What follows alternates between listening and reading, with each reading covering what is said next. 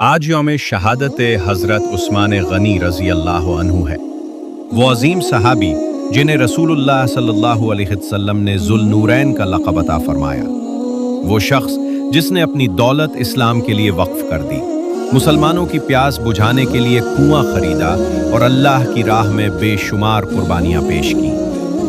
حضرت عثمان غنی رضی اللہ عنہ کا دور خلافت امت مسلمہ کے لیے تحال اور قرآن کریم کی حفاظت کا دور تھا، مگر پھر فتنہ برپا ہوا۔ باغیوں نے ان کے گھر کا محاصرہ کر لیا۔ وہ چاہتے تو مقابلہ کر سکتے تھے، مگر انہوں نے مسلمانوں کا خون بہنے سے بچانے کے لیے صبر کا راستہ اختیار کیا، اور پھر وہ لمحہ آیا جس نے تاریخ کا رخ بدل دیا۔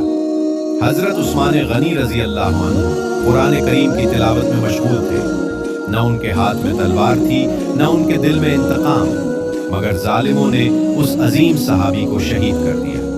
تلواریں ان کے جسم کو زخمی کر سکیں، لیکن ان کے کردار، ان کی سخاوت اور ان کی خدمت اسلام کو نہیں۔ حضرت عثمان غنی رضی اللہ عنہ پر اعتراض کرنے والے بہت آئے اور گزر گئے، مگر حضرت عثمان غنی رضی اللہ عنہ کا نام آج بھی عزت، سخاوت، حیا اور وفا کی علامت ہے۔ تاریخ آج بھی گواہی دیتی ہے کہ جو لوگ حق کے لیے جیتے ہیں انہیں موت نہیں مٹا سکتی۔